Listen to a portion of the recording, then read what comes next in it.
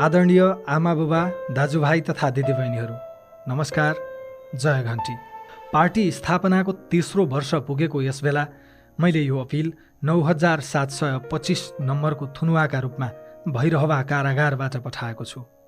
आशा छ कुनै न कुनै माध्यम र तरिकाबाट तपाईहरूबीच पुग्नेछ। तपाईहरूले मलाई दुई पटक कीर्तिमानपूर्ण मतका साथ संसदमा पुर्याउनु भयो। भर्खर जन्मिएको राष्ट्रिय स्वतन्त्र पार्टीलाई करिब 12 लाख मत दिनुभयो। त्यो मतले झस्केकाहरू चितवन र तनहुँको उपचुनावको परिणामले झन् तर्सिए। स्वस्थ र प्रजातान्त्रिक विधिबाट रासोपासँग अब राजनीतिक प्रतिस्पर्धा गर्न सकिन्न र लुटको स्वर्ग भत्कन्छ भन्ने निष्कर्षमा पुगेपछि यिनीहरू म विरुद्ध षड्यन्त्रमा लागे। त्यो षड्यन्त्र कति भयानक थियो र त्यसमा कसलाई कसरी प्रयोग गरियो, सिङ्गो राज्यको कसरी दुरुपयोग भयो, तपाईहरूले आफ्नै आँखाले देखिरहनु भएको छ। तपाईहरूलाई थाहै छ म कसैमाथिको कुनै पनि अन्यायमा नबोली बस्न नसक्ने मान्छे हुँ। बोलेरै विश्व कीर्तिमान राखेको मान्छे पनि हुँ। तर यिनीहरूले यस्तो जाल थापे कि आफैमाथिका अपराध र अन्यायमा पनि म बोल्न सकिनँ। मेरा कानुन व्यवसायीले निरन्तर भनिरहनु भयो, तपाईँ देशकै सबैभन्दा ठुलो आपराधिक गिरोहसँग न्यायिक लडाईँ लड्दै हुनुहुन्छ। एउटै आवेगपूर्ण वाक्यलाई दुरुपयोग गरेर यिनीहरूले थप कानुनी झमेलामा फसाउन सक्छन्। त्यसैले तपाईँ बोल्नु हुँदैन। 4 जिल्ला, 4 उच्च र पछि सर्वोच्चसम्म गरेर 9वटा अदालतमा, अब त पर्सा जिल्ला अदालत पनि थपियो। मुद्दा झुन्ड्याइएको व्यक्तिले कानुन व्यवसायको राय नसुन्न पनि मिलेन। तर यो मौनता अरूलाई भन्दा बढी मलाई नै बिझाएको थियो। चाहे अरू जतिवटा झुटा मुद्दा खेप्न परोस्, अब बोल्छु भन्ने लागेरै चैत 18 गते पार्टी कार्यालयबाटै घोषणा गरेँ, चैत 23 गते चितवनमा बोल्छु। संयोग भनौँ कि सत्य, परिणाम मेरा कानुन व्यवसायीले चेतावनी दिए जस्तै भयो। चैत 22 गते नै उच्च अदालतले मलाई थुन्ने आदेश गर्यो। अब त सर्वोच्च पनि थपिसकेको छ। म विरुद्धका षड्यन्त्र अझै सकिएका छैनन्। 2046 सालपछिका 36 वर्षमा यिनीहरूले कार्यपालिका, व्यवस्थापिका र न्यायपालिकालाई कसरी कब्जा गरिसकेका छन् आज संसारले देखेको छ। यो अपराधपूर्ण घेराबन्दीमा अब मैले जनताको अदालत बाहेक न्याय माग्न जाने अर्को ठाउँ छैन। राज्य यिनैको, अड्डा अदालत यिनैको, मिडिया समेत यिनैको। राज्यका सारा अङ्ग र संरचना यिनकै भर्ती केन्द्र। घरिघरि लाग्छ यिनीहरूले मलाई धेरै दुःख दिए, तर विचार गर्दै जाँदा गएका 36 वर्षमा यिनीहरूले देश र जनतालाई दिएको दुःखका अगाडि मैले पाएको दुःख त केही पनि होइन। यिनीहरूले मलाई जेल हाले भनेर के दुःख मनाउ गर्नु, जब यिनीहरूले सिङ्गो देशलाई नै जेल बनाइसके। आदरणीय देशवासीहरू, जेलको कोठरीबाट आज म आफ्नै जीवनको समीक्षा गरिरहेको छु। त्यो समीक्षा म तपाईँहरूलाई पनि सुनाउन चाहन्छु, तर नेताका रूपमा होइन, एउटा छोराको रूपमा, एउटा भाइ वा दाइका रूपमा, एउटा सामान्य नागरिकका रूपमा। मैले कहिल्यै सोचेको थिइनँ कुनै दिन म राजनीतिमा पनि आउनेछु। विद्यार्थी जीवनमै मिडियामा लागेँ, टेलिभिजन र एफएमतिर छोटे मोटे सेलिब्रेटी भइसकेको थिएँ। तर अलि राम्रो जीवन बाँचिएला कि भनेर अमेरिका भासिएँ। ठुलो कुरा गर्नुपर्ने र ढाँट्नुपर्ने केही छैन। नेतागिरीको कुनै पनि लत नपाली अमेरिकामा पनि नेपाली समाजसँग जोडिएँ, साथ दिएँ, लिएँ। असफल भएको होइन, तर मन कहिल्यै रमाएन। फर्किन्छु भन्दा भन्दै 14 वर्षको धनवास भन्ने कि वनवास बिताइयो। संसारकै लामो टेलिभिजन टक सोको रेकर्ड राख्न मन लाग्यो। कुनै लोकल टेलिभिजन खोजेर अमेरिकामै त्यो रेकर्ड राख्न नसकिने थिएन। तर मनले भन्यो त यसका लागि पनि देश फर्किनस् भने पछि के फर्केलास्। अनि नेपाल आएर गिनिज बुकमा नाम दर्ज पनि गरेँ। सञ्चार र मनोरञ्जनको अनुभव थियो, तर मनोरञ्जनमा रुचि भएन। सञ्चारकर्ममा फर्किन चाहेँ, तर त्यो एकदमै सृजनात्मक र परिणाममुखी होस् भन्ने थियो। मलाई त्यतिखेरसम्म प्रधानमन्त्रीहरूमाथि भ्रम थियो। मैले सरकार र जनताबीच संवादको ठुलो खाडल देखेँ। चाँडै प्रधानमन्त्री बन्दैछन् भन्ने थाहा पाएपछि सिधै केपी ओलीलाई फोन गरेँ।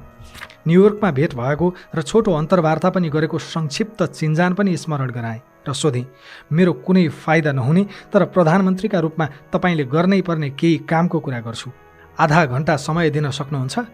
मैले थप आग्रह पनि गरेँ, म केवल तपाईँका कुरा गर्छु र मलाई अनडिभाइडेड अटेन्सन चाहिन्छ। मेरो व्यक्तिगत लाभको एउटा पनि कुरा गर्दिनँ। उनकै फाइदाको कुरा थियो। ओली कन्भिन्स पनि भए। उनी प्रधानमन्त्री भएको केही समयमा सिधा कुरा प्रधानमन्त्रीसँग कार्यक्रम सुरु भयो। ओलीले अहिले रवि लामिछानेलाई जागिर दिए भनेको सुने। तर त्यो तथाकथित जागिर बापत मैले ओलीबाट, एमालेबाट वा नेपाल टेलिभिजनबाट एक पैसा पनि लिएको होइन।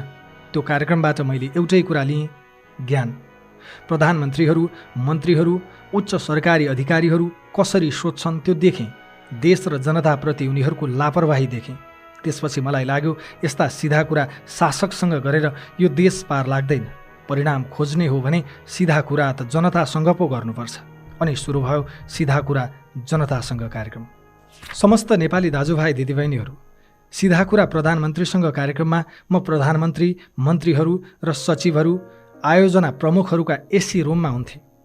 त्यतिखेरका कार्यक्रम हेर्नुहोस् त, रवि लामिछानेको भाषामा आक्रोश छैन। म इमानका साथ भन्छु, त्यतिखेरसम्म मैले जनताको वास्तविक पीडा र समस्याको भेउ पाएकै थिइनँ। म त सरकारी तथ्याङ्कहरूमा देखिने विकासकै वरपर घुमिरहेको थिएँ। त्यसैले ममा ठुलो आक्रोश र असन्तोष पनि थिएन। म पनि अरू मूलधारका सम्पादक जस्तै शान्त सुनिन्थेँ। तर सिधा कुरा जनतासँग पछि बल्ल मेरो यो देश र जनताको सत्यसँग सामना सुरु भयो। बोक्सीको आरोपमा मुखमा दिशा कोचाइएकी लक्ष्मी परियारका लगलगी कामेका नाबालक छोराको चित्कार सुने। बोक्सीकै आरोपमा सिङ्गो गाउँबाट निर्घात कुटिएकी राधा चौधरीको आँगनमा पुगे। खाडीमा बेचिएकी कविता तामाङले मालिकको यौन हिंसाबाट बच्न लाइभ कार्यक्रममै आएर हार गुहार मागिन्। एउटै घरको पल्लो कोठामा साथीमाथि भएको जबरजस्ती यौन दुर्व्यवहार देखेकी अर्की चेली इराकदेखि लाइभ आइन्। म स्टुडियोमा मात्र बसिन। सुपरभाइजरको यौन शोषणका कारण अबुधाबीमा आत्महत्या गर्न बाध्य भएकी अष्टमी गुरुङको न्यायका लागि अबुधाबीदेखि गोरखा आरुघाटसम्म पुगे। सिङ्गो गाउँलाई मिटर ब्याजको पासोमा पारेका श्याम परदेशीको अत्याचारको स्थलगत रिपोर्टिङ गरे। ऋण मिनाहा गर्ने शर्तमा गाउँलेका ससाना छोरीहरूलाई आफूसँग रात बिताउन पठा भन्ने घृणित साहुकारहरूसँग जवाफ मागे।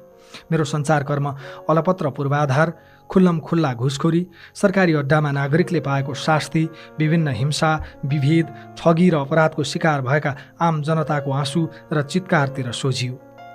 विदेशमा समेत ठगिएर जागिर गुमाएर अस्पताल भर्ना भएका, जेलमा कुजिएर बसेका सयौँ नेपाली दाजुभाइ दिदीबहिनीका पीडाले दिमाग रन्थनिन्थ्यो। म मान्छु टेलिभिजनमा मेरो स्वर चर्कै सुनियो। सञ्चारकर्मीको रूपमा म उच्च पदस्थहरूको डिनरबाट फर्केर समाचार पढ्दिनथेँ। लुटिएका, ठगिएका, हेपिएका आम जनताका अर्थनाद, चित्कार र क्रन्दन सुनेर स्टुडियो छिर्थेँ। अनि स्वर कसरी नरम हुन सक्थ्यो? देशको व्यथिति देखेर म यति द्रवित भएँ कि मैले सर्वस्व त्यागेर ज्यानको बाजी थापेर भए पनि विवेकको लडाईँ लड्ने निर्णय गरेँ। अनकन्टार जङ्गलमा महिनौँ हिँडेर जीवनै हत्केलामा राखेर र दलाललाई 1,40,00,000 तिरेर सयौँ नेपाली अमेरिका गइरहेकै बेला मैले अमेरिकी दूतावासलाई उल्टै 3.5 लाख बुझाएर अमेरिकी पासपोर्ट ससम्मान फर्काइदिएँ। त्यति बेला मसँग देश विदेशका समस्या लिएर हरेक दिन 50औं निमुखा र निरुपाय नागरिक फोन वा प्रत्यक्ष संवादमा आउँथे। न्युज 24 को सीमित स्रोत साधनबाट त्यति धेरै समस्या पहिचान र सम्बोधन गर्न सम्भव भएन। म विकल्पको खोजीमा रहेका बेला अलि स्रोत सम्पन्न मानिएका हिमालय र AP1 का मालिक सम्पर्कमा आए। उनीहरूसँग सम्झौताको ड्राफ्ट आदान प्रदान हुँदै थियो। यही सेरोफेरोमा एउटा समाचारको सन्दर्भमा एकपटक मात्र चिन्जान भएका पूर्व DIG छविलाल जोशीले मलाई अलिक ताकेता नै गरी जीवी राईसँग भेटाए। उनीहरू ठुलो लगानीमा गुणस्तरीय टेलिभिजन खोल्दै रहेछन्।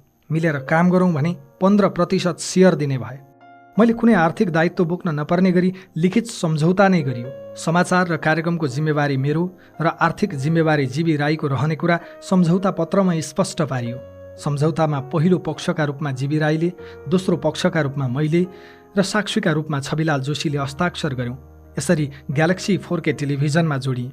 यसअघि जीवी राईको 7 पुस्तासँग र उनी सम्बद्ध कुनै व्यापारी, व्यवसायी, परिवार, आफन्तसँग मेरो 7 पुस्ताको नातागोता, चिन्जान, भेटघाट, सम्पर्क, व्यापार, व्यवहार केही थिएन।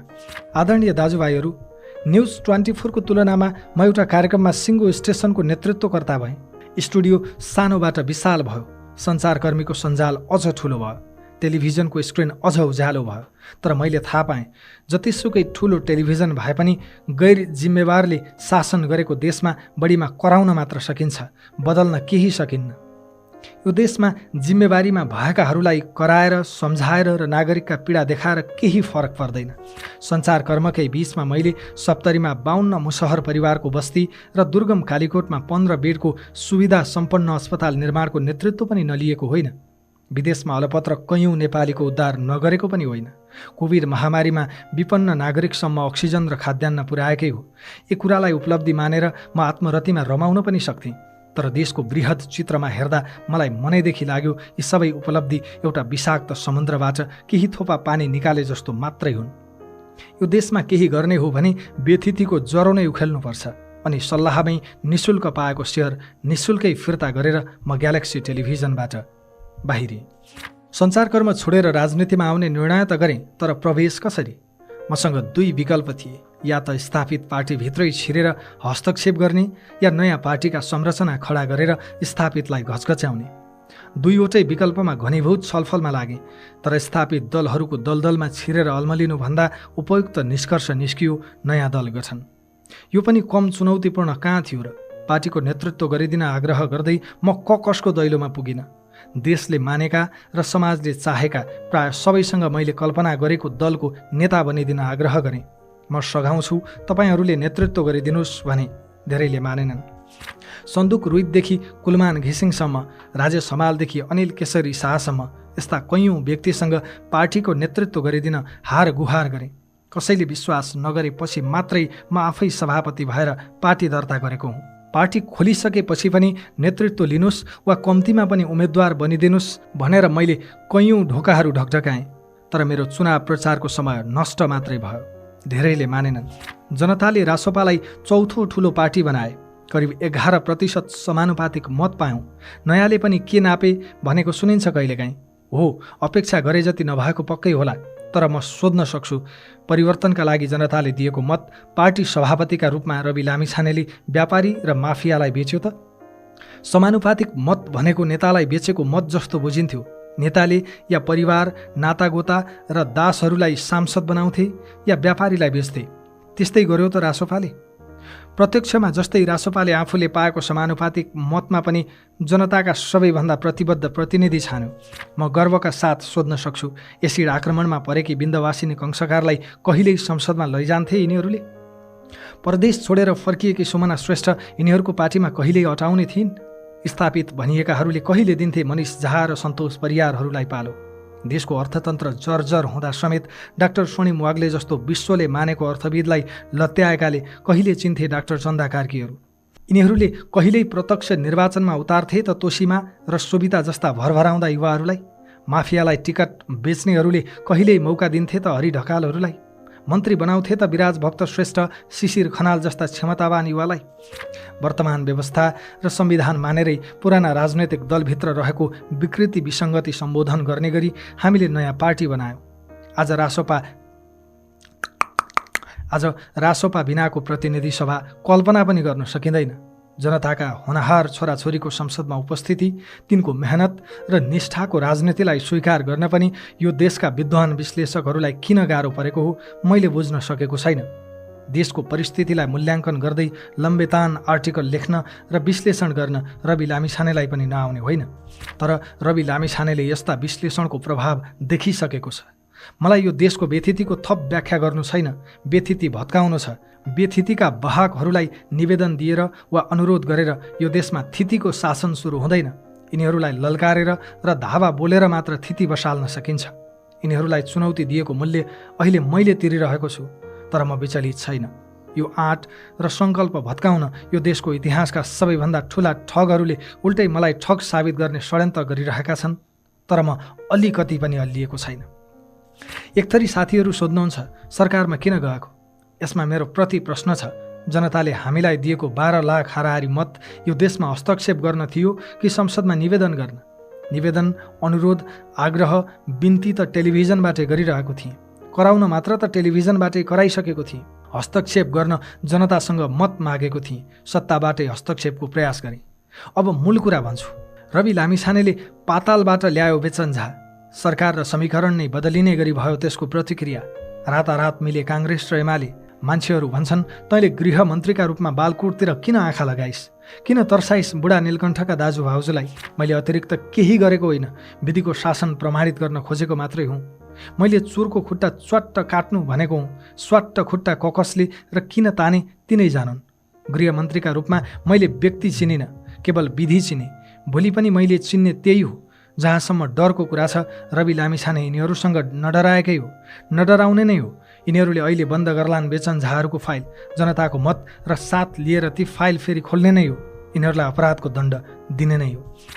गृह मात्र होइन, हामीले सम्हालेका कुनै पनि मन्त्रालयमा एउटै प्रश्न उठेन। सुमना श्रेष्ठ भन्नुहोस् या डिपी अर्याल, शिशिर खनाल भन्नुहोस् या विराज भक्त श्रेष्ठ, हाम्रा कुनै पनि मन्त्रीले जनताले दिएको मतलाई लज्जित बनाएनन्। हरेक मन्त्रीले मन्त्रालयमा सकारात्मक भाव रोपेर फर्के। नातावाद, कृपावाद वा अनियमितताको एउटै आरोप नखेपी सत्ताबाट फर्केको अरू कुनै पार्टी छ नेपालमा? एकाथरी आलोचकहरू मलाई सत्ता लुलुपको आरोप लगाउँछन्। म तिनलाई यति भन्छु, रवि लामिछानेले प्रधानमन्त्रीको अफर दुत्कारेको हो। हामीले पाएको जनमत प्रधानमन्त्री बन्न होइन भनेर छाडेको हो। अवसर आयो होइदेऊ न भनेको भए कसले रोक्थ्यो र? प्रधानमन्त्री बनिदेऊ भनेर मध्यरातसम्म मेरै हस्ताक्षर कुरेर बसेको थियो काङ्ग्रेसको मूल नेतृत्व। मैले मानिनँ। भोलिपल्टदेखि तिनैले मलाई सहकारी ठग भन्न थाले। मेरो प्रश्न छ, त्यसैको दण्ड स्वरूप आज थुना बेहोरिरहेको मान्छे सत्ता लोलुप हो कि विद्रोही? उपचुनावको परिणामपछि ठुला दल, त्यसमा पनि नेपाली काङ्ग्रेसका साथीहरू हामीसँग तर्सिए। त्यो परिणामले देखायो जनताको चेतना अर्कै ठाउँमा पुगिसकेको छ।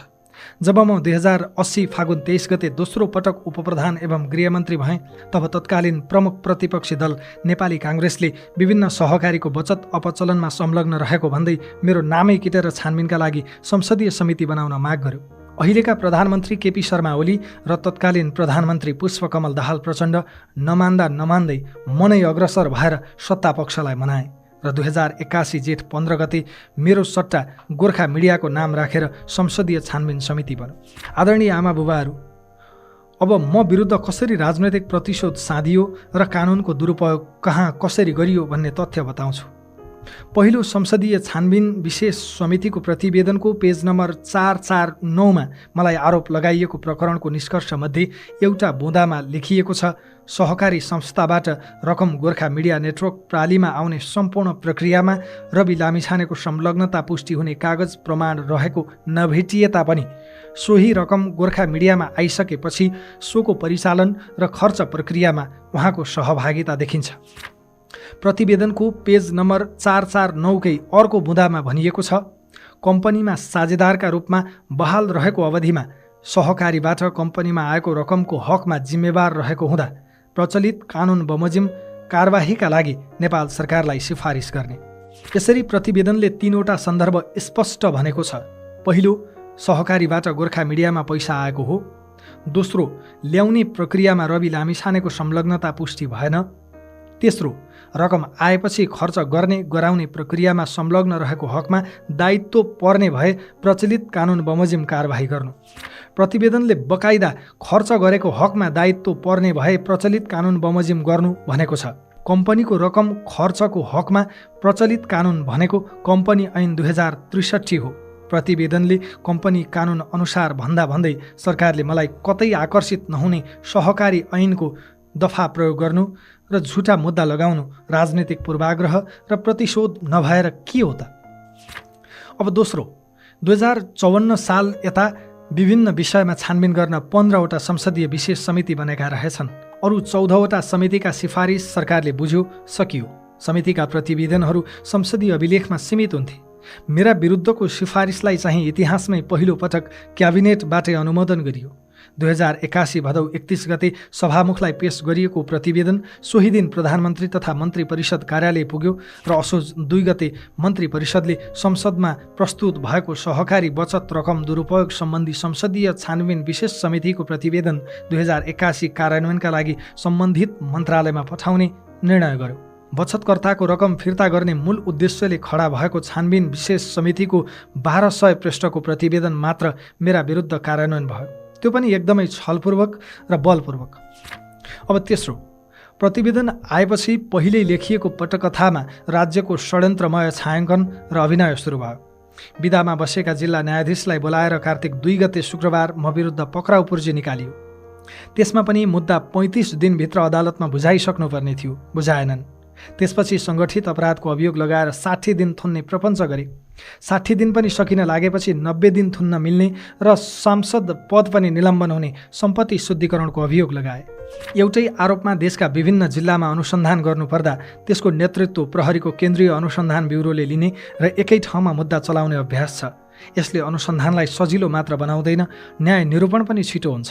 मेरा हकमा पनि त्यही हुनुपर्ने थियो, तर यहाँ प्रश्न न्याय निरूपणको थिएन, प्रतिशोधको थियो, राजनैतिक षड्यन्त्रको थियो। चौथो, एउटा कसुरमा पोखरा हिरासतमा रहेको मानिसलाई बयानका लागि भन्दै काठमाडौँ लगियो। फेरि दोस्रो दिन काठमाडौँबाटै चितवन लगियो। तनाव र थकानले रक्तचाप निकै बढेको थियो। चितवन पुग्न साथ औषधि खाएर फेरि बयान सुरु गरेँ। दिनभरको बयान, अस्वस्थ र थाकेको शरीर, रातको झन्डै 11 बजिसकेको थियो। तत्कालीन एसपी गौतम मिश्रले भने, तपाईँलाई यहाँबाट पठाउनु भन्ने आदेश छ। जानुपर्ने भयो हजुर। एसपी मिश्रलाई यस्तो आदेश दिने व्यक्ति थिए त्यस बेलाका प्रहरी प्रमुख वसन्त बहादुर कुँवर। उनलाई पनि आदेश दिने थिए दाजु, भाउजू, देवर र बा। मैले मेरो स्वास्थ्य जाँच गर भने उठ्न सकेको पनि थिइनँ। एउटा मान्छे उठाएर पठाउन सक्दैनस् भने त्यति कामका लागि अर्को मान्छे पठाउँ भन्ने प्रहरी प्रमुखको धम्कीपछि उनीहरूको केही सिप चलेन। मध्यरातमा बल लगाएर मलाई गाडीमा हालियो। यसअघि पनि भनेको छु, त्यसबेला मलाई जबरजस्ती उठाउन आउने प्रहरीले मादक पदार्थ सेवन गरेका थिए। उनलाई समाउन र जाँच गर्न भनिरहे, तर कसले सुन्ने? मध्यरात हुन लाग्यो। मलाई लगिँदैछ भनेर परिवारलाई खबर गरिदेऊ भने सुनेनन्। कानुन व्यवसायीलाई खबर गर्न भने मानेनन्। मध्यरातमा त्रिशुलीको बाटो परिवारलाई समेत खबर नगरी मलाई कहाँ पुर्याउन हिँडाइएको थियो थाहा थिएन। त्यो दिन राज्यको नियत मलाई पोखरा पुर्याउने थियो वा गायबै गर्ने म यसै भन्न सक्दिनँ। मेरो प्रतिरोधपछि धेरै हल्लाखल्ला भयो। बिहान 3 बजे पोखरा पुग्दासम्म मानसिक रूपमा कति विक्षिप्त भएँ लेखाजोखा हुनै सक्दैन। पाँचौं, कास्की प्रहरीको हिरासतमै रहँदा अनुसन्धानका लागि भन्दै काठमाडौँ, रूपन्देही र पर्सा पनि लगियो। मलाई ठग करार गर्न के मात्र तिकडम गरिएन। मलाई आरोप एउटै छ, सहकारीको बचत अपचलन। अनि अभियोग चाहिँ थरीथरीका, कतै सहकारी ठगी, कतै ठगी मात्र, कतै सङ्गठित ठगी, कतै सङ्गठित अपराध। कास्कीमा त सहकारी ठगी, सङ्गठित अपराध र सम्पत्ति शुद्धिकरण। बैंक खातामा 7 लाख चान्चुन पैसा भएको मलाई पुर्ख्यौली जाए जथा समेत देखाएर मेरी श्रीमती निकितालाई समेत प्रतिवादी बनाएर सम्पत्ति शुद्धिकरणको मुद्दा लगाइयो। देशवासीले थाहा पाउनुपर्छ, जिल्ला प्रहरी कार्यालयबाट सहकारीसँग जोडिएर सम्पत्ति शुद्धिकरणको समेत मुद्दा खेप्ने पहिलो नेपाली नै यिनीहरूले रवि लामिछानेलाई बनाएका छन्। छैठौं, सहकारीका सञ्चालक नै रहेका काङ्ग्रेस एमालेका नेतामाथि के भयो, के गरियो?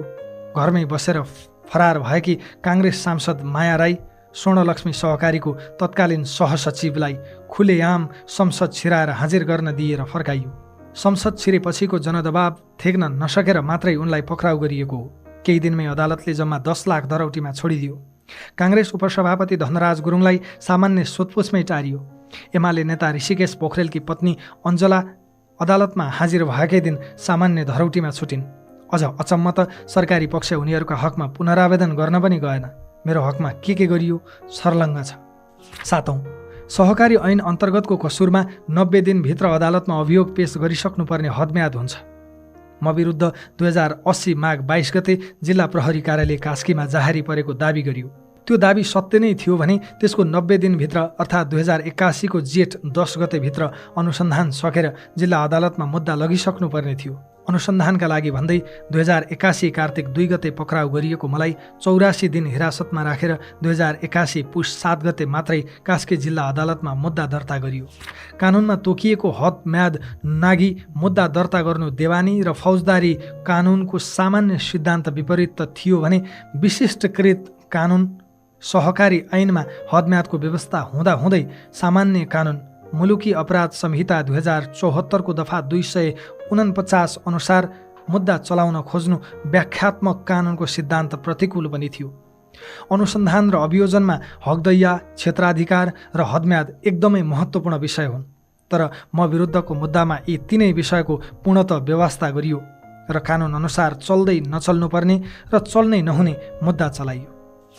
आठौं, चैत 22 गते उच्च अदालत तुलसीपुरको बुटवल इजलासले मलाई थुनामै पठाउने निर्णय गर्यो साँझ 7:30 बजेतिर। त्यसको केही मिनेट नबित्दै प्रहरी मलाई पक्राउ गर्न आइपुग्यो बेडरुममै। त्यस क्रममा प्रहरीले ज्यादती मात्रै गरेन, अन्तिम इच्छा नै सोध्यो। पक्राउ पूर्जी समेत लिएर नआएको प्रहरीले मेरो बेडरुममै बसेर पूर्जी बनायो। पक्राउ गर्न आएको काठमाडौँ उपत्यका अपराध अनुसन्धान कार्यालयको टोलीले दिएको पूर्जीमा अदालतको अनुमति पत्र बमोजिमको पक्राउ पूर्जी लेखियो, जबकि उनीहरूसँग अदालतको अनुमति पत्र नै थिएन। जिल्ला प्रहरी परिसर काठमाडौँले सोही दिन चैत 22 गते दिएको पूर्जीमा फैसला कार्यान्वयनको आदेश अनुसार प्रहरी अनुसन्धानमा राखी अनुसन्धान गर्नुपर्ने भएकाले लेखियो। फैसला कार्यान्वयनका लागि न अनुसन्धान गर्नुपर्छ न हिरासतमा राख्नुपर्छ, थुनामा पठाउने हो। भैरवा पुर्याएपछि जिल्ला प्रहरी कार्यालय रूपन्देहीले दिएको पूर्जीमा कार्यालयको प्रहरी हिरासतमा राख्नुपर्ने भएकाले लेखियो। पक्राउ एउटै, तर प्रहरीको युनिट पिछे पक्राउको कारण फरक फरक। चैत 22 गते पक्राउ गरेको प्रहरीले 25 गते बिहान मात्रै रूपन्देही जिल्ला अदालत उपस्थित गरायो र बल्ल अदालतले थुनुवा पूर्जी दियो। थुनुवा पूर्जी दिनु अघिको मेरो पक्राउ पूर्णतः गैर कानुनी थियो, तर सिङ्गै देश गैर कानुनी सिन्डिकेटले चलाएको बेलामा एउटा व्यक्तिको मौलिक अधिकारले कति पो महत्त्व राख्छ र? राज्यका सबै अङ्ग तिनैका भर्ती केन्द्र भएको देशमा न्यायका लागि ढकढकाउन कुनै ढोका छ कि छैन भन्ने आशंका कसरी हट्छ? आदरणीय आमाबुबा, दाजुभाइ तथा दिदीबहिनीहरू, जसको निवेदनलाई मोहरा बनाएर ममाथि झुटा मुद्दा खडा गरियो, तिनले सार्वजनिक रूपमै भनेका छन् हामीले रवि लामिछाने थुन्न निवेदन दिएका होइनौँ। हामीले दिएको निवेदनमा रवि लामिछानेको नाम नै छैन। बचत फिर्ताको मागमा दिएको निवेदनलाई प्रहरीले नै दुरुपयोग गरी रवि लामिछानेतर्फ सुझ्याएको भनेर निवेदकले नै भनेको तथ्यमा न्यायालयले पनि आँखा चिम्लिनुलाई म सामान्य मानौँ कि असामान्य? मेरै निवेदनलाई देखाएर रवि लामिछानेलाई थुनेको भए म त्यो पापको भागीदार बन्दिनँ भनेर निवेदककर्ताले सार्वजनिक रूपमा भन्दा पनि त्यसको सुनवाई हुन्न भने यो विधिको शासन हो कि जङ्गलराज? मेरो कार्यकालमा ग्यालेक्सी टेलिभिजनमा जीबी राईले गरेको लगानीको स्रोत हेटौँडाको जग्गा बिक्रीबाट आएको पैसा हो भनेर कम्पनीको अडिट रिपोर्टमा बकाइदा उल्लेख छ। अडिट रिपोर्टमै भनेपछि यो देशमा व्यावसायिक साझेदारको सम्पत्तिको स्रोत खोज्न को गएको छ र जान्छ? न कानुनले नै खोज्नुपर्छ भन्छ, न अधिकार हुन्छ साझेदारलाई।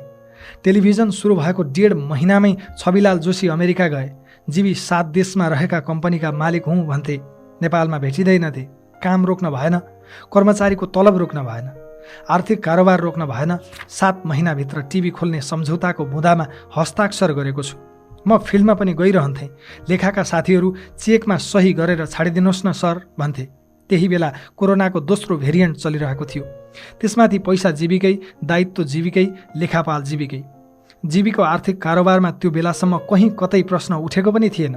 कम्पनीमा रवि लामिछानेले कुनै आर्थिक दायित्व लिने छैन भनिएको लिखित सम्झौता छँदै थियो।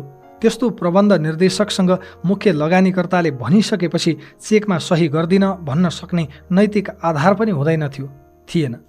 ती मध्येका केही चेकहरू भविष्यमा म विरुद्ध षड्यन्त्रका ठुला हतियार हुन्छन् भनेर त्यतिखेर मैले कसरी कल्पना गर्नु? 3 वर्षपछि 1 ट्रक कागजहरू खोतलेर हेर्दा जीवीको निजी खाताबाट सम्झौता बमोजिमकै पैसा मेरो निजी खातामा आउँदा जीवीले आफ्नो खातामा सहकारीबाट पैसा ल्याएको रहेछ भन्ने पत्ता लाग्यो। मेरो मानवीय क्षमताले जीवीको व्यक्तिगत खातामा कहाँबाट पैसा आएर बसेको छ भनेर देख्न सक्थ्यो र? यो दुनियाँमा कसैको ह्युमन क्यापेसिटीले भ्याउने कुरा हो त्यो? रवि लामिछानेले अर्बौं ठगेको प्रमाण हामीसँग छन्। आफै निवेदन दिएर सहकारीबाट पैसा निकालेका प्रमाण छन् भनेर संसदमा सादा कागज देखाउँदै गर्जेका नकचराहरूले अहिलेसम्म के दिए त प्रमाण? यिनले महिनौँ लगाएर खोजे, तर कुनै एउटै सहकारीमा रहेछ त रवि लामिछानेको ऋण पाऊँ भन्ने एउटै निवेदन? कुनै सहकारीमा भेटियो त रवि लामिछानेको एउटै हस्ताक्षर? कुनै सहकारीमा रहेछ त रवि लामिछाने पदाधिकारी, सदस्य, कर्मचारी? पदाधिकारी, सदस्य, कर्मचारी नै नभई कसैले ठग्न सक्छ त सहकारीलाई? अनि पदाधिकारी नै रहेकाहरूलाई अदालतले 2-4 लाख धरौटीमा छोडेको देशमा म सहकारीमै नजोडिएको मान्छेलाई यतिसम्म प्रताडित गरेपछि देशमा जिउँदो देखिन्छ त कानुन, विधिको शासन र न्याय? यो देशमा नैतिकता छ भन्ने भ्रममा अब म छैन। त्यसैले कसैको मानहानिको दबावमा पनि छैन। यो लोकतन्त्र होइन जहाँ राज्यका अङ्गबीच शक्ति सन्तुलन होस्। यो त सीमित नेताहरूले पछिल्ला 36 वर्षमा तयार गरेको आपराधिक सिन्डिकेट हो, जहाँ हरेक ठाउँमा यिनैका कार्यकर्ता र खेताला छन्। यिनीहरूले राज्यका अङ्गहरूसहित भागबण्डामा पारिएका संवैधानिक निकायहरूलाई समेत एउटै रावणका फरक टाउका बनाइसकेका छन्। अरू संवैधानिक निकाय छोडिदिनुहोस्, न्यायपालिकाकै अवस्था के छ? पूर्व न्यायाधीश सुशीला कार्कीको पुस्तक न्याय पढे मात्रै पनि सर्लङ्ग हुन्छ। न्यायाधीश बन्ने ढोका यिनैले खोल्छन्, यिनैले बन्द गर्छन्। नेताहरूले नचाहे संसदीय सुनवाई नै नगरेर न्यायाधीश र प्रधान न्यायाधीश बन्न दिँदैनन्। त्यसैले पार्टीकै कार्यकर्ता पनि हुन परेन। रोल क्रममा परेको न्यायमूर्तिले करियरकै बलि चढाएर म बबुरु रवि लामिछानेलाई किन र कसरी दिन्छ न्याय? जति माथि गयो न्यायपालिका त्यति बढी दबावमा किन छ भने न्याय परिषद र संसदीय सुनवाईका दुई तरबार हमेसा न्यायमूर्तिमाथि छन्। यो काल कोठरीबाट म घरिघरि सोध्छु, आफै यति अन्याय, दबाव र प्रभावमा बाँचेको न्यायपालिकासँग मैले अलि धेरै अपेक्षा राखेर अन्याय पो गरेँ कि? आदरणीय आमाबुबा, दाजुभाइ तथा दिदीबहिनीहरू, मेरा विरुद्धका आदेश लेख्नु अघि इजलासमा किन अस्वाभाविक गतिविधिको शङ्का हुन्छ म आफै चिन्तित छु। अदालतहरूबाट आदेश सार्वजनिक हुनु अघि नै निश्चित मिडियामा कसरी लिक हुन्छ? दिउँसै सकिएका बहस घन्टौँपछि जम्मा 5-7 पेजमै फैसला किन आउँछ? 24 घण्टामा फैसला गरिसक्नुपर्ने बन्दी प्रत्यक्षीकरण जस्तो रिट मेरै हकमा पटक पटक हेर्न नमिल्ने हुँदै 1 महिनासम्म किन लम्बिन्छ? मेरै मुद्दामा जिल्लाकै फैसला सदर भयो भनेर वेबसाइटमा आउँछ अनि एकैछिनमा फेरि मेटेर किन सच्याइन्छ? बुटवलमा आदेश भएको केही मिनेटभित्रै काठमाडौँमा प्रहरी मलाई पक्राउ गर्न बिस्तरासम्मै कसरी आइपुग्छ? आदेशपछि पुरा हुनुपर्ने कानुनी र अदालती प्रक्रिया त परको कुरा। पक्राउका लागि आवश्यक सामान्य कागजात समेत प्रहरीले कसरी मेरै बिस्तरामा तयार गर्ने आँट गर्छ? कसरी र किन सोध्छ अन्तिम इच्छा? म साँच्चै विस्मित छु। आफ्नो भन्दा पनि देशको नियति सम्झेर चिन्तित छु। अदालतको आदेश सुन्न बसेकी मेरी श्रीमती निकितालाई एक्लै छाडेर आदेश सुनाउने कर्मचारी सोझै मिडिया किन र कसरी जान सक्छ? जबकि निवेदक पनि भएकाले सबैभन्दा पहिले आदेश सुन्ने हक निकिताको हुन्थ्यो। अब मेरो जीवनको उद्देश्य व्यक्तिगत उन्मुक्ति होइन, सीमित नेताहरूको अहिलेको आपराधिक सिन्डिकेटबाट सिङ्गो देशको उन्मुक्ति हो। रवि लामिछानेले नाकको डाँडी भाँच्नुपर्छ भनेको थियो भनेर निकै ट्रोल बनाइयो, बनाइँदैछ। म आज यो काल कोठरीबाट दोहोऱ्याउँदैछु, राज्यको पुनर्संरचना गर्ने नै हो। ममाथि अत्याचार गर्ने लोकतन्त्र होइन, ओली थापाहरूको कुटिल षड्यन्त्र र लेखक बडालहरूको कानुनी प्रपञ्च हो। विधिको शासन त यिनीहरूले उहिल्यै समाप्त पारिसकेका हुन्। हरेक संवैधानिक निकायमा यिनले धारिला हतियार लुकाएका छन्। यो सिन्डिकेटमा केही सीमित नेताहरू बाहेक कोही सुरक्षित छैन। अब देशलाई मैले भन्नुपर्छ, म सिस्टम भित्रैबाट न्यायका लागि प्रयास त गरौँला, आश्वस्त छैन। यसो भनिरहँदा न्यायालयप्रतिको मेरो विश्वासलाई मैले दागबत्ती नै दिइसकेको छैन। ढिलो चाँडो ममाथिको अन्याय अदालतले देख्नेछ। जति चित्त दुखे पनि आश गर्ने अदालतभन्दा अर्को ठाउँ पो कहाँ छ र? अब म आफूमाथिको राजनैतिक षड्यन्त्र विरुद्ध जनताको अदालतमा पनि लड्न प्रतिबद्ध छु। आजबाट मैले आफ्नो मुद्दा दुनियाँकै सबैभन्दा ठुलो अदालत जनताको अदालतमा पनि दर्ता गराउने निधो गरेको छु। ममाथि राजनीतिक प्रतिशोध साँधेको हो भन्ने लाग्नेले हस्ताक्षर गरी सहयोग गरिदिनुहोला। मेरो विपक्षमा अहिले जे जस्ता आधार देखाइएका छन् ती कुनै पनि सहकारीका होइनन्, कम्पनीका हुन्। चाहे बैंक खाता सञ्चालन, चाहे चेकमा हस्ताक्षर वा सेयर स्वामित्व, यी सबै कम्पनीसँग सम्बन्धित क्रियाकलाप हुन्।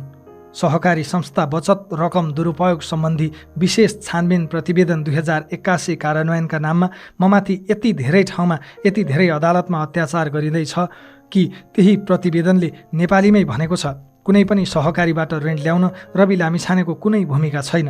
तर ममाथि राजनैतिक प्रतिशोध साँधेर झुटा मुद्दा लगाइयो।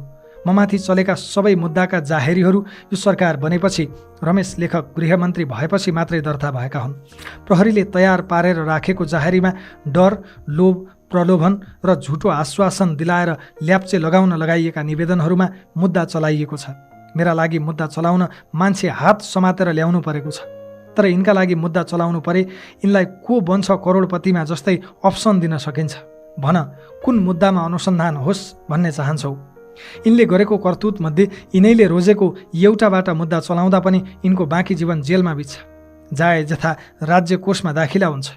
समयले यो अधुरो, अपुरो र नेपाली जनताले देख्न चाहेको दृश्य चाँडै पुरा गर्नेछ भन्ने कुरामा म ढुक्क छु। मेरै हातले त्यो शुभ कार्यमा हस्ताक्षर गर्न पाएनन् भने पनि मेरा कानले त्यो समाचार अवश्य सुन्नेछन्। म मरेछु, मारिएछु भने पनि देशले एक दिन यो समाचार सुन्नेछ। परिवर्तनको घन्टी सिंहदरबार छिरिसकेको छ। एउटा बिन्दुमा पुगेपछि घन्टी बज्छ मात्र होइन, घन्टीले बजाउँछ पनि।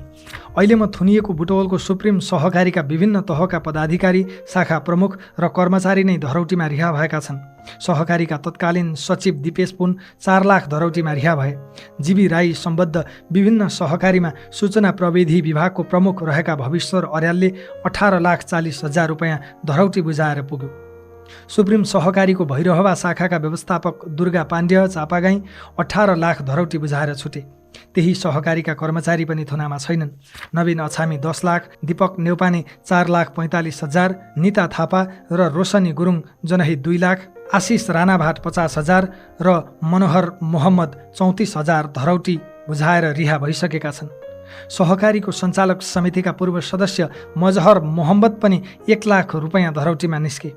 ननिस्केको त त्यही रवि लामिछाने मात्र न हो। सहकारीमा प्रत्यक्ष संलग्नहरू यसरी ससानो धरौटीमा छुट्दा संलग्नै नभएको म चाहिँ थुनामा छु। तैपनि अदालतको मानहानिका डरले आफ्नो पक्ष खुलस्त राख्न सक्दिनँ। कस्तो न्याय हो यो? देशमा सबै सहकारी पीडितले पैसा फिर्ता पाएछन् भने पनि जीवी राई सम्बद्ध सहकारीका बचतकर्ताले कहिल्यै पाउने छैनन्। सुरुमा जीवी राईलाई केवल सहकारी ठगीको मुद्दा थियो। पछि रवि लामिछानेलाई फसाउन जीवीमाथि पनि सङ्गठित अपराध र सम्पत्ति शुद्धिकरणको मुद्दा लगाइयो। जीवी राईले मलेसियाबाट लाखौँ डलर बोकेर फर्केछन् भने पनि हिसाब फरफारक गर्न नपाओस् भन्ने चाहन्छन् यिनीहरू। त्यसका लागि मेलमिलापको ढोका समेत बन्द गर्ने कानुनी प्रपञ्च रचिसकिएको छ। तर म बचतकर्तालाई जेलको बन्द कोठाबाट बाचा गर्न चाहन्छु कि यिनले बन्द गरेको तपाईँहरूको बचत प्राप्त गर्ने त्यो ढोका रवि लामिछानेले चाँडै नै तोड्नेछ र तपाईँहरूको आफ्नो बचत प्राप्त गर्नुहुनेछ। एउटा रवि लामिछानेको शिकार गर्न यिनीहरूले हजारौँ बचतकर्तामाथि गरेको अन्यायको मूल्य एक दिन अवश्य चुकाउनेछन्। आफ्नो मात्र चिन्ता गर्न म यो अपिल पठाउँदै छैन। यिनीहरूले म माथि गरेको अत्याचार देशको अर्थ राजनीतिमाथि गरेको अत्याचारका अघि केही पनि होइन। यो देश यिनीहरूले तपाईँहरूले देखे सोचेभन्दा धेरै बिगारेका छन्। राजनैतिक टाउकेहरू पतित भइसकेका छन्। आफैलाई झोले र दास घोषणा गर्न लगाइएका दलका कार्यकर्ताका लागि राजनीति सेवा होइन, धन्दा भएको छ।